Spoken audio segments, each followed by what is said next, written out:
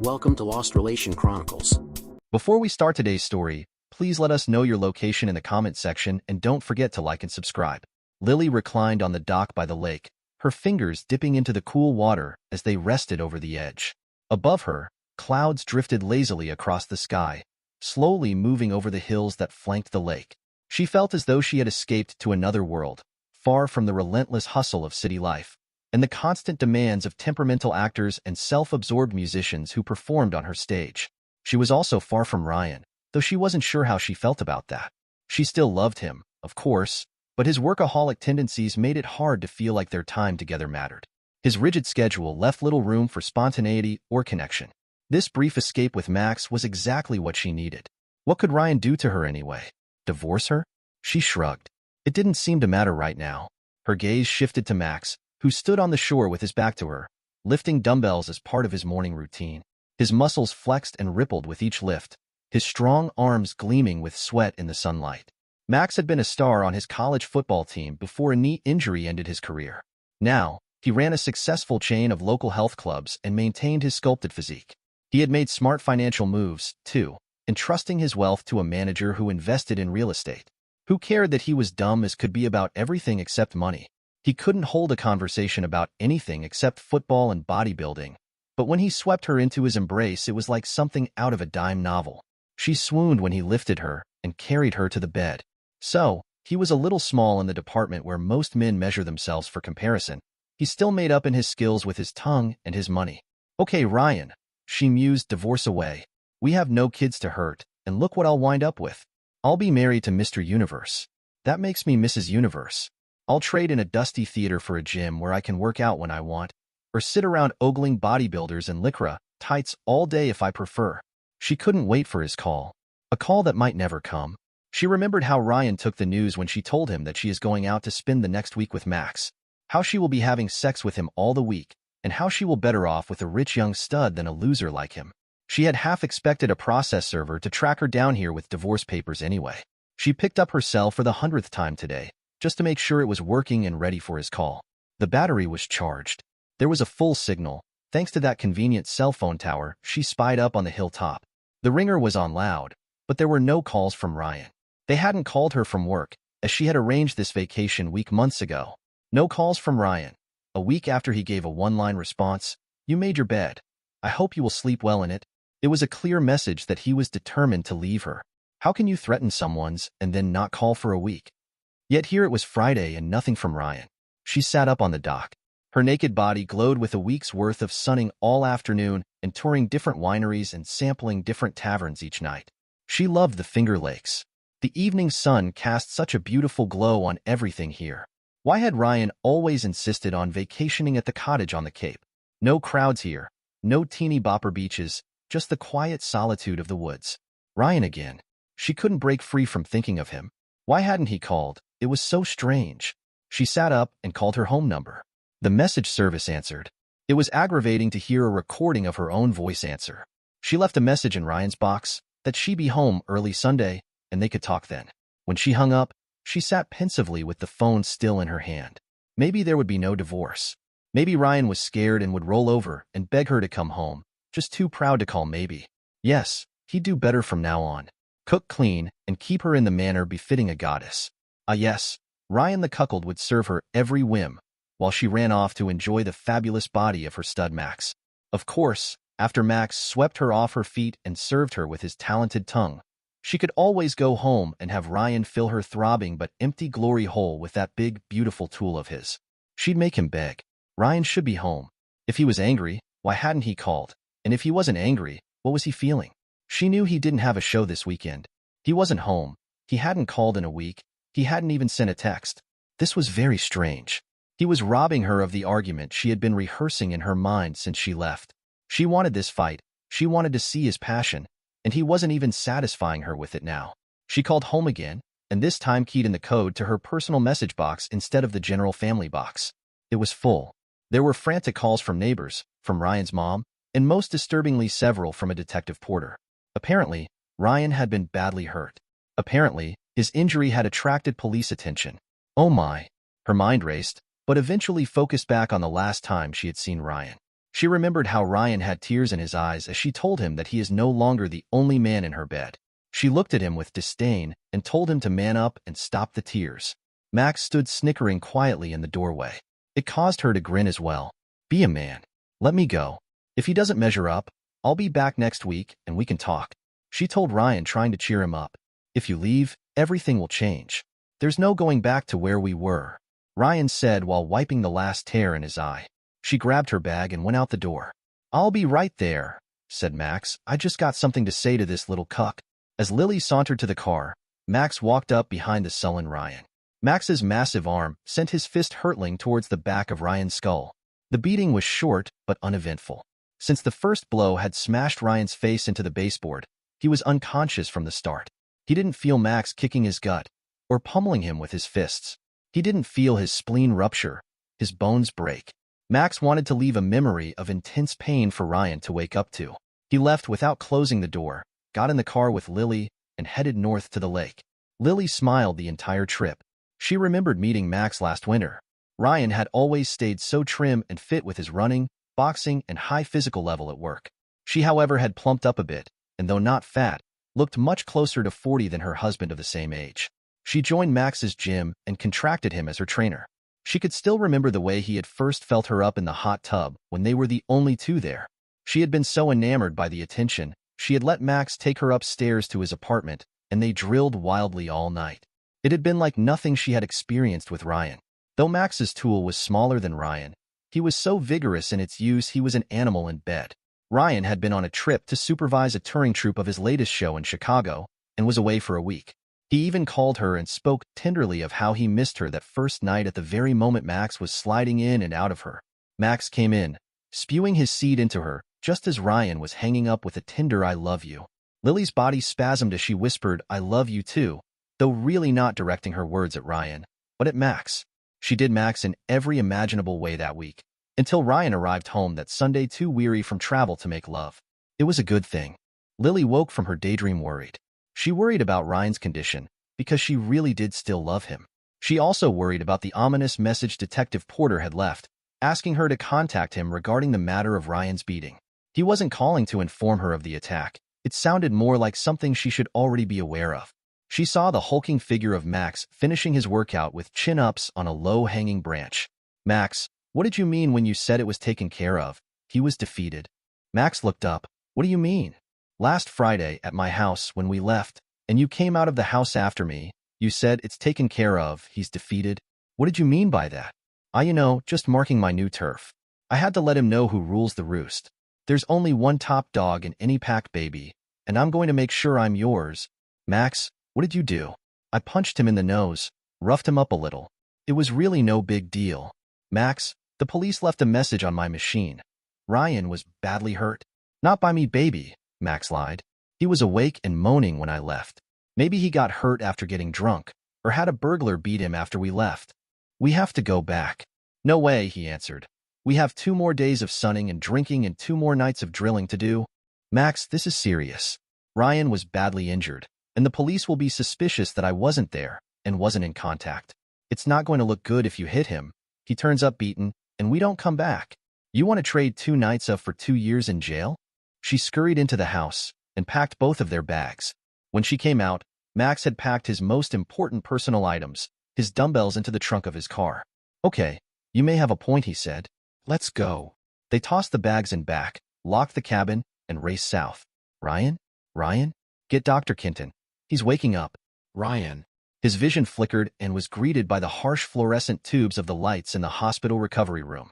It was hard to focus, and he was quite confused. "Only when I was working." He tried to rise, but was restrained, and he immediately began to struggle against the restraints. "Easy, easy, Ryan. You've been in rough shape, but we'll get you through it. Don't fight us. We're on your side." He relaxed onto the bed and regarded the post-op nurse who was talking to him. "Dr. Kenton will be right here and explain everything." "What's wrong with my eye?" Ryan was alarmed as he realized his eye was heavily bandaged. "It was badly hurt, but I have to wait and let the doctor talk to you." "Stay calm, he'll be right here." Indeed, the doctor arrived very shortly. He examined Ryan as he explained his injuries. Ryan had been beaten. His eye was bandaged because it had taken at least one serious blow. An optical surgeon had repaired the detached retina, but work had to be done to repair fractures of the skull around the eye socket as well. He had suffered a pretty severe concussion as a result of the blow that had caused these injuries, and they were very glad to see that he still had control of speech. Ryan's arm was severely broken and in a cast. He had nearly died as a result of a ruptured spleen and internal hemorrhaging. If his neighbor had been an hour later in finding him, he wouldn't have survived. His nose was broken, along with several ribs. He had been unconscious for 2 days since he was discovered, and they were still trying to determine the time of his attack in order to gauge how long he had been lying unattended. "I don't remember an attack." The doctor frowned and began to ask questions of Ryan. When he realized that Ryan couldn't remember any of the circumstances surrounding the weekend or the Friday before, he began to ask general questions. When finished, Dr. Kenton knew that Ryan couldn't remember anything that had happened since his freshman year, before meeting Lily. Ryan's attack had left him with severe memory loss, and only time would tell how soon it might return. Detective Porter, who had been assigned the task of investigating Ryan's case, was visibly disturbed. His timeline of the incidents leading up to the attack had reached a dead end at last Friday, when Ryan had deactivated the home security. Or did he deactivate them? Ryan and Lily met in college. They were both enrolled in theater programs and drama schools in New York, right in the heart of one of the most active theater communities in the world. She was studying to be an actress, learning how to create the illusion of a story on the stage. She was wonderful, but somehow, she had difficulty taking direction and much preferred to give it. Her teachers noticed this and noticed how creative her ideas could be. They began to groom her for a career as a director or in theater management. Ryan was into the backstage magic of the theater. He didn't have to create illusions as an actor did. He created different realities through sound, lights, effects, and his set designs. He made it so the actor's job was easy for an audience to believe. Ryan was immediately recognized as brilliant. He was one of those rare talents who understood all the aspects of technical theater and was as comfortable designing a lighting look as he was a sound plot. They met when they were both hired to do a summer stock project up in Connecticut the summer after their junior year. Lily was brought there as stage manager for her mentor and professor, who had just been hired as the director for 2 of the company's 4 summer productions. Ryan had worked there for 2 previous summers as a house electrician, but this year had become the assistant lighting director and had the opportunity to design one of the shows. Working closely together, the two were instantly attracted to each other. These would be their first of many productions together, both as students and later as they built careers in the field. Lily was a slender, willowy vision, with a killer smile beneath her deep brown eyes. She was deliciously curvy where it counted, but without a speck of extra weight. Her long tanned legs poked out from the shorts she always wore, and her tops were conservative enough to say, "Please behave," while just revealing enough to say, "I may have a surprise for you." Ryan was dashingly handsome. He was an avid runner, an amateur boxer, claiming his best ideas came during his morning roadwork once his brain was cleared of the mishmash of day-to-day distraction. He looked like he worked out regularly, but really didn't need to. The day-to-day lifting and climbing he had to do was a perfect replacement for the weight training his friends advocated. He was fit and trim, and reasonably sure that if he kept doing the work of realizing his plots, even when he was the designer, he would stay that way for life. They began to look for opportunities to be together. Senior year had been a blur. Ryan saw Lily regularly, and their love grew daily. Both of their careers were already established by the end of the year, with Ryan working regularly as designer at several small suburban houses, and frequently backstage at downtown theaters for established designers. Lily landed a job backstage at one of the large opera company's residence at Lincoln Center, a steady job with great benefits she could keep for life. They shared a small apartment around the corner from her theater and enjoyed the bustling performing arts scene in the city. He remembered the tender moments they shared. She was a tasteful decorator and a master shopper, and had done their apartment up in such a chic manner they had become a popular hangout for their friends. He was a gourmet cook, and whether making a dinner for themselves and company, or just for candlelight on the two of them, he always had her eyes rolling in delight over his delicious cooking. In his bed, Ryan could remember his wedding. In vivid detail, the ceremony in the small church came streaming back. He could hear the small organ playing Bach, and smell the distinct aroma of the beeswax candles burning at the altar as his eyes watered at the luscious sight of his bride walking towards him, smiling. He could taste the delectable meal at the little Greek restaurant where they had their wedding feast. They had danced and then hugged their family and friends as they left for the little inn where they would spend their wedding night. It was perfect. The room was lit by the fire in a brick hearth just beyond the foot of their bed. They stood beside the flickering flames and kissed. Dr. Kenton came by on his evening rounds. He was pleased to see Ryan remembering events up to his wedding, but there was still a 15-year gap. He agreed to give Ryan some information, as long as Ryan received it calmly. You are still married to Lily, according to the neighbor who found you and saved your life. You are still working as a freelance theater designer and do quite well. You own a fine home very near this hospital. You and your wife have had no children, but otherwise are the stereotypical happy couple living the American dream. The doc went on to explain the seriousness of Ryan's injuries again, now that Ryan seemed more alert and lucid. They had all confidence that he would recover fully from everything. He went into medical explanations of each injury in detail, and Ryan heard nothing but blah blah blah. Ryan's bandages were removed from his eye Friday morning. His body clock was finally freeing itself from the effects of his trauma and the anesthesia for his surgeries. He was alert and flirting with his nurses. Repeated interviews with the police had yielded nothing yet, which frustrated Detective Porter. Ryan was pleased to have remembered his pleasant home life with Lily, his work on shows up until about a year ago. He also remembered some sort of big project with his studio. There was something that involved his recording rig, something about sound effects. It nagged at him, but he couldn't get a clear sense of what it meant. He also remembered an intense pain. Somehow, it felt related to the pains in his head, but he couldn't place how. He slept easily Friday night, knowing he'd be able to go home Saturday. As Ryan was falling asleep, Lily arrived home to a dark house. Max carried her bag in for her, and both were stunned to see the notice taped to the door that the area had been a crime scene. But that processing was complete, and occupants could return. Inside, Lily froze at the sight of a large pool of dried blood on the hallway floor where Ryan had lain. She looked at Max, just a punch in the nose? Huh? Max blanched. In his rage, he may have gone a little overboard, and if he left Ryan in a critical state without aid, he could be charged with something more than a simple assault. His mind searched for an explanation. It wasn't his mind that he had exercised to a precision machine. We can't tell the cops I hit him, Max said. We have to tell them I left first, carrying your bag to the car, and that he was fine when you left. This is bad, Max. This is very bad. Lily, stick to the story. We'll be okay. We'll look like heels for leaving and not being here for him, but they can't pin anything on us. Us? Lily was incredulous. I was in the car. Anything that gets pinned on anything will be on your sorry hide, not mine. Separating from Ryan, even divorcing him is one thing. Going to jail for beating him is another. You were with me, baby, and you heard me say he was defeated. You were in this with me. I may not be the smartest guy on the block, but I know what an accomplice is. She thought about it and realized Max was right. She wouldn't be able to explain their abrupt departure away, unless they claimed they left Ryan in good shape, leaving the possibility that someone else had come in and beaten him.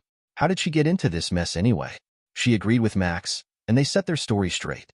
By the time they had decided what to say, it was nearly midnight. She called Detective Porter, and he told them he would meet them at the police station immediately. This was an urgent matter and couldn't wait until morning. Lily wanted to go to the hospital first, but Detective Porter was insistent. He told her that Ryan was medically out of the woods and was probably resting. He pointed out that she hadn't been in a hurry to see Ryan when he was in critical condition, and even tonight she had gone home rather than directly to the hospital. There was no reason to disturb his rest, which was badly needed for his recovery. There were questions that needed to be answered. Lily didn't respond until the detective offered to have a patrolman pick her up and drive her. She and Max got in the car and headed to the station.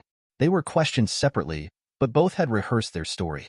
They didn't offer much, relying on a lot of I don't know. They did admit they had been at the house and seen Ryan.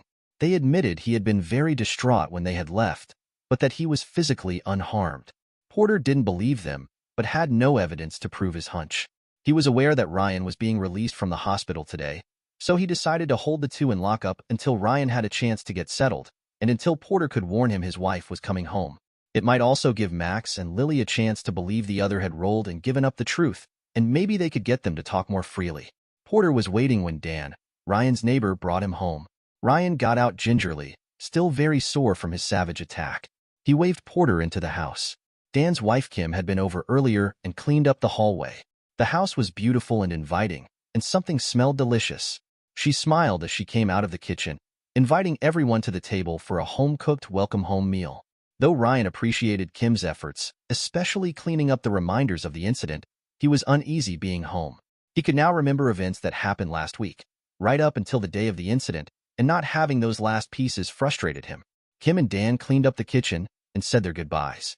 They had worked out a schedule with some of the other neighbors to drop in every hour or two and make sure he was okay, at least over the weekend. They made certain he knew that if he needed anything, he should call right away. As they left, Detective Porter looked at Ryan and said, "She'll be home soon, you know." "I know. She was here already." Ryan nodded at Lily's bag by the door. "I know. I held them today, just to make sure you were squared away and ready to meet her. He'll probably be with her." "I'm ready." Detective Porter noted the resolve in Ryan's voice and the determination in his eyes. "I want to show you something." Ryan led Porter into his studio. Porter was impressed with the array of sound gear, digital imaging equipment, and computer gear in the room. Ryan led him to a computer workstation connected to a large mixing board. "This is my main audio recording rig. I have all kinds of interesting files on here. Some of them I forgot, until just a minute ago. For the last day or two a memory has been nagging at me. There was something about a project I was working on, but couldn't remember.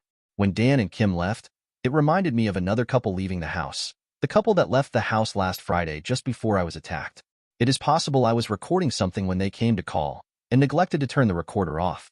It is possible there is an audio file on here that would explain things to you, in case something happens to me. It is possible that I recorded everything from the time Lily and Max left here until the recording reached my preset limit, which was set to 12 hours. I should just take that into our lab. I wish you wouldn't. I'd be happy if you let me fight my own battles." Detective Porter regarded Ryan. He wasn't suspicious. He didn't have to be, because he knew Ryan's intent was to return the thrashing and humiliation Max had generously lavished on him last week. "Ryan, I love to watch a good bare-knuckled fight. Unfortunately, I'd have to arrest both the participants and witnesses. I also love to see an underdog come back strong and take back what he lost. Max is a big guy and works out hard at that gym. It won't matter." Ryan smiled. "Hey, what I don't know won't hurt me. Just give yourself time to heal a bit longer." Porter smiled. Ryan nodded. Detective Porter wished him the best and made sure Ryan had his phone number on his cell speed dial. Max brought Lily home from the county lockup that evening. Her hair was mussed, and her clothing was disheveled. They both came into the house, but Max waited by the door while she came alone into the living room. "Hi," she said meekly. Ryan just looked at her, expressionless. "I heard you were hurt, so I came home early." Inside, he was exploding. He wanted in the worst way to jump out of the chair and berate her for her feigned concern. For coming home a whole 2 days early from a trip she shouldn't have taken to have an affair he didn't understand and couldn't condone. But outwardly he showed nothing but cool. That's right. She was surprised at his lack of emotion. After his scene begging her to stay, complete with frantic tears and draping himself over her bag, she expected more. "Are you okay now?" "I'll heal. We have to talk." "No, we don't. We talked last week." "Ryan, we can't just let this fester in our minds. You have to talk this through with me. I need to know what to expect. Expect to separate, then divorce. Expect to go away from me and never be welcomed back. Expect me to treat you with the respect any other human deserves, but without the love and care I felt for you a week ago." Well, part of this was as she had expected, but she hadn't expected him to be so cool and calm. So she would stay a couple of days, and then move out once she had her affairs in order. She set her bag down and turned to sit. "I said you're leaving." She turned to look at him quizzically. "I meant now. Go. I don't think you understand what's going on here. I may have offended you, and I may have ended our marriage, but I have given up no rights to my home or belongings. I'll move into the guest room, but I'm staying here until I get my things together and move out." Before she could continue her tirade, Ryan clicked a remote in his hand. The whole house stereo he had installed sprang into action and played back a recording of last Friday's events. You could clearly hear her sarcastically belittling him as she told him she was going on a vacation with a real man, and that he couldn't stop her. You could hear Max laughing as she told Ryan she planned to screw Max all week, or even longer until she was satisfied. You could hear Ryan trying to stop her one last time. Her heels clicked noisily on the floor as she left, with Max saying, "Tough luck, little cuck." After the door slammed shut, you could hear it open again, with Lily calling, "Come on, Max," in the distance. He called back to her, and then you can clearly hear him say to Ryan, "Just so there are no ideas about following us, or trying to stop us." This was followed by the sickening sounds of Ryan being pummeled by Max. You could hear Max grunt as he kicked Ryan repeatedly in the ribs, and worse, you could hear him taunting Max, telling him how he was going to beat the shit out of him today, and then screw the shit out of Lily that night. On the way out, Max left a parting blow. "Now your head is as broken as your chicken heart. You just lay there in your blood and think for an hour or two. You'll realize she needs the big dog to make her happy. But she'll come back to you when she realizes the big dog can't stay with any one bitch for long. Ryan looked at a mortified Lily. Max came around the doorframe scowling at Ryan. Why, you little conniving pansy? Ryan stopped him by waving one finger. Porter doesn't have the recording, but he'll get it if I want him to. There is a video that was shot by the camera right over your head. If the audio does not work, the video will surely land you in jail for attempted murder. I don't want him to put you in jail. I want a rematch. Lily was horrified. Max grinned from ear to ear. I propose a wager. You both have to accept, and your terms are different, or there is no deal, and Porter gets a sound file in 10 minutes via email. 6 weeks month from today. Once this cast is off my arm and my ribs have healed, you can't win. Max shook his head as he spoke. No, I couldn't win after that cheap shot last week. This time we fight, fair and square. No sneaking up from behind to cold cock an unsuspecting victim, you coward. You're going to see me coming, and not be able to stop me any more than I could stop you lying there unconscious last week. Are you sure you can win under those terms? Bare-fisted, man-to-man, no weapons? I'll rip you up. Bet your Jim. Max looked at him again. He wasn't prepared to risk anything of that magnitude. He owned the gym, and the building it was in, lock, stock, and barrel. The building had several offices which were lucrative tenants, and was an incredible cash cow. His apartment took up the top floor of the building and was a luxurious space with views overlooking Long Island Sound. But Max didn't believe this guy could be no match for a fit lifter like himself. Sure, David beat Goliath, but David had a sling. Bet all your gyms. Max paused to think of his expanding business. Not only did he have his flagship club, but had built 6 satellites around town, and they were flourishing to a point that he was considering selling franchises. What? Bet all that against your house and all this nifty electronic gear? Are you nuts? No, my house and gear are not on the table. You are betting against this recording and all copies. You are betting against jail time and losing all of your property later in civil court. You are betting your businesses, your real estate. Silence hung over the room as Max realized he would be fighting for his own freedom. And your cars. Max had several vintage and late model Corvettes, one from every decade back to the 50s. They were his pride and joy, and the entire town knew it. It made the stakes incredibly high, but Max thought Ryan was nothing. Done. And the cabin at the lake. Fine, fine. You hold all the cards, don't you? I'll risk it all. But there's really no risk. I'll thrash you. Ryan looked at Lily. She had listened to him catalog stakes to Max, and now braced herself to hear her risk. If I win, I want it all and I want you gone. No contesting the divorce, no taking anything from this house or our cottage, and not a dime from our bank account or investments. You have to watch every minute of the fight. You also have to live with Max until the fight, and if I win, he can still have you. You are useless to me. Lily trembled, but nodded her agreement. She knew Max was strong, but she also knew how in shape Ryan was, how much he ran, his history as a boxer. She had seen him manhandle reels of cable and lengths of pipe backstage that typically took 2 guys to move. Ryan? He looked at her with that same blank expression, and again it made her queasy to not be able to read him. What if I'd rather bet on you? You already made that choice last week. This week your choice is freedom or jail. I made my choice the day you walked out of the door. The weeks passed quickly, and Ryan spent them building his strength back. He had begun to take lighting projects again. His absence from the scene had left a bit of a hole, and his return was widely welcomed. He was asked about his attack at every turn, but refused to give details. The circumstances surrounding his wife were the source or a torrent of rumors. It was widely known that she was now living with Max. There were those who suspected the truth and were waiting to see what Ryan would do about it.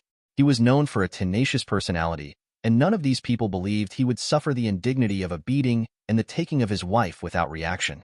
The stories that Lily had abandoned Ryan in his darkest hour, and the fact that he was so well-liked had made her a pariah in the theater scene. The night of the fight arrived. Ryan walked into the gym in a t-shirt and sweats.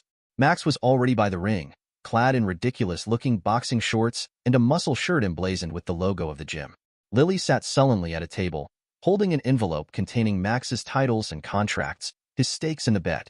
Max was surrounded by many of his friends and all of his gym staff and clients. They were all egging him on, cheering and teasing him about the light work he was about to take on. They teased even harder when Ryan entered the room. Ryan and his lithe runner's body looked like no match for Max's bulging hard body. Ryan walked straight past Lily and dropped his folio containing his contracts and the recording on the table next to Max's. As he climbed into the ring, he said, "Let's go. No bells, no refs, no stopping until one of us is beaten." Max grinned and lumbered to the ropes, climbed in, and offered his hand to Ryan. Ryan looked at it, and without taking it, threw a jab at Max's nose. Max looked up, stunned, with a trickle of blood leaking out of his right nostril. "No bells," Ryan said as he stung Max again. The impressive bulk of Max's physique made him look great, but he wasn't as flexible as Ryan.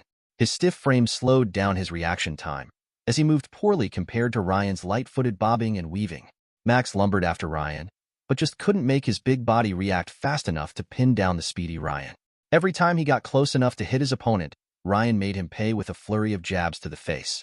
It didn't take long before Max's face was swollen, and he slowed in his attempts to bulldoze Ryan into a corner. Max soon realized that in the center of the ring he was no better off. Ryan didn't look that big, but he also a short man and had a sizable advantage in reach. He also wasn't slowing down, while Max was getting tired from throwing so many haymakers, the best of which barely grazed their target.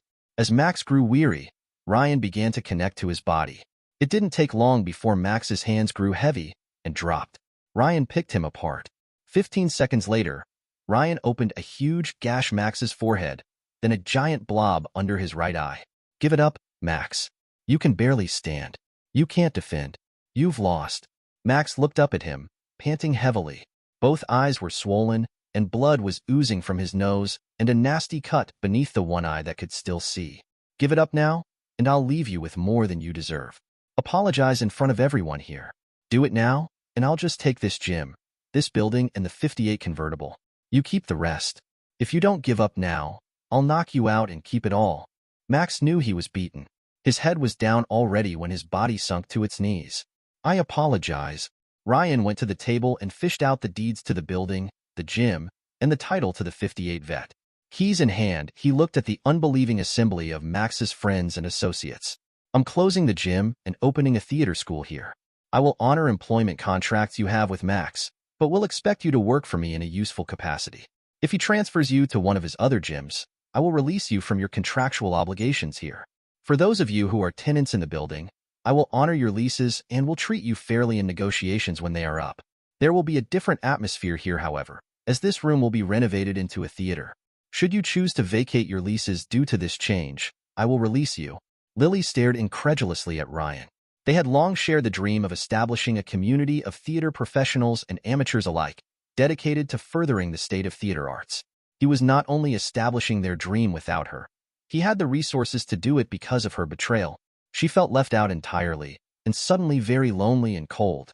The color drained from her face. She stared at a beaten Max. His face lacked no pigment whatsoever, as it was already blackening with bruises, and red with blood from the cuts that his friends were just bandaging. Max never looked so pitiful, so broken.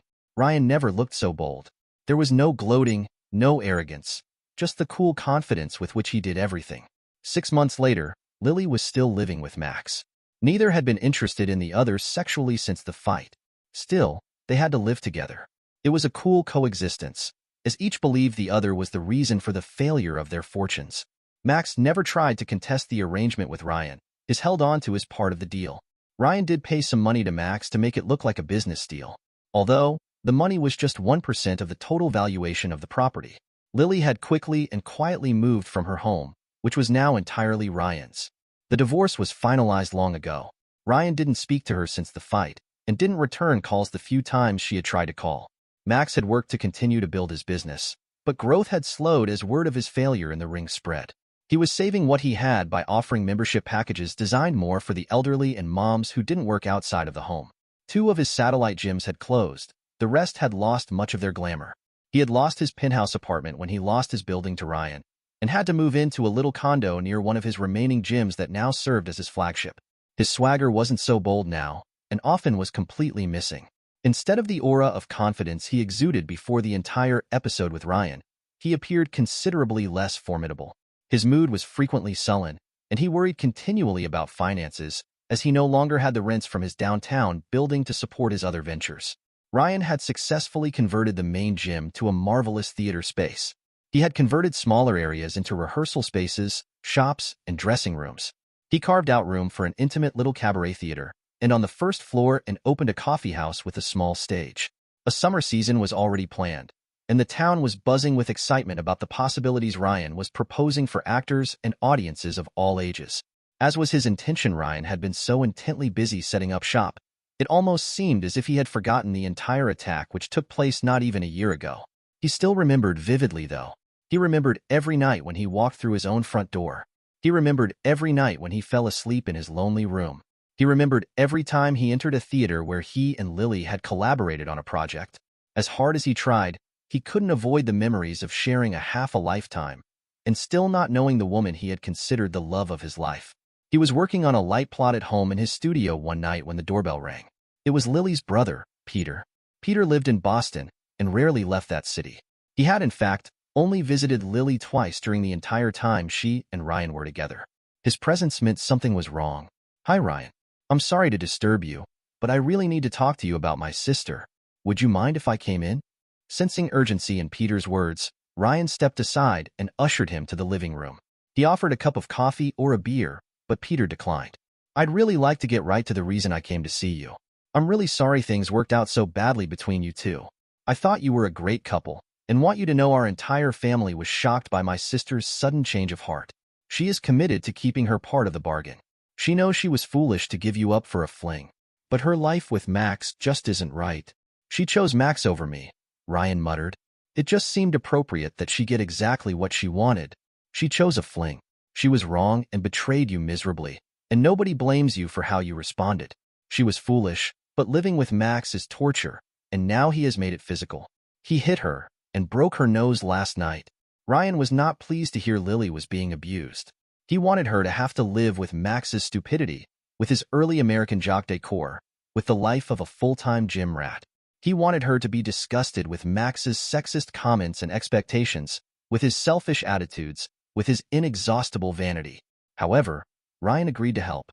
Ryan and Peter drove to Max. Ryan pulled up behind Peter's car. He walked right into Max's house like he owned it. Max didn't exactly like this move, but wasn't in much of a position to object. He had hit Lily, and now was here with her brother and the guy that had publicly whipped him. Either of them could send him to jail for abuse now, and Peter was using that angle like a slave driver. Max was carrying Lily's things to the car. Peter had helped him pack, but Max was doing the carrying. There wasn't much, as her part of the divorce agreement had left her just a couple of keepsakes and her clothing. Max came back inside from the last trip. He began to speak. "Don't say a word." Ryan was seething. "You know what has to happen now, right?" Max didn't want to hear it. "You broke her nose. You hit a little woman and messed up her face by breaking her nose. Stand up." Max looked at him, but stood obediently. Ryan stood too. He stepped close to Max, and before either Max or Peter could predict what might happen, Ryan broke Max's nose with a swift right. Ryan's sign of forgiving of Lily was taken as a signal by his neighbors, family, and the theater community. She was welcomed back into those circles in almost the same stature she had enjoyed all those months ago, even though no one forgot where she had been. Max sold his businesses, and after a period of reflection, discovered he didn't like the jerk he'd been. He finally put the degree in PE he'd earned in college to use, taking a job at a local elementary school. He developed a soft spot for working with kids with physical handicaps and other special needs. He has become a Special Olympics coach and volunteers with the physical therapy department of a local children's hospital. Ryan's theater project thrived, and his programs were accredited by a local university. His programs for school children are highly regarded and have become very profitable. His professional productions play to packed houses and have drawn the attention of top New York critics who usually don't stray too far from Broadway houses. Ryan and Lily lived close by each other, but rarely spoke. She had been the love of his life, and he couldn't see her in complete ruin, beaten and shunned by the community that ran the profession she lived for. Once he had set her up safely, he wanted nothing more from her. He dealt with her professionally. After all, she was good at what she did, and was a tremendous asset to his company. He could not, however, see her in any other light, and rarely even spoke with her on the level of a friend. Lily accepted her position in Ryan's life as a blessing. She wasn't in jail, she was working, and she was able to make amends with Ryan in at least a small way. She felt living near to him with no chance of his ever again loving her was better than the alternative. There was no way to really make anything up to him, but perhaps, if she stayed here until she saw him happily settled with a new love, and maybe a family, she could be at peace. It was inevitable. Ryan fell in love with a divorced woman he met at the Cape. She summered in a neighboring cottage with her brother's family and her young daughter. She moved in with Ryan that fall, and they were married that October in a beautiful but small ceremony in Ryan's backyard. Lily had declined the invitation to attend, but had watched the event from her bedroom window, the only one with a view. She cried bitter tears as she remembered the events that had brought her to this point, and now the last chapter was complete. Her tears landed on her last little suitcase. She had already loaded the rest in the rental car that sat outside of the garage. When the party moved into Ryan's house for dinner, Lily grabbed her bag and got in her car. She took one last look at Ryan's house before she drove off. She knew he would find the goodbye letter she had left on his desk once he returned from his honeymoon. She checked her carry-on one more time to make sure she had her ticket and passport, and her signed contract for her new job as a stage manager in London. Ryan had his new life now. She shed one last tear and left to find hers. Dear listeners, please share your thoughts in the comments section below, and don't forget to like, share, and subscribe.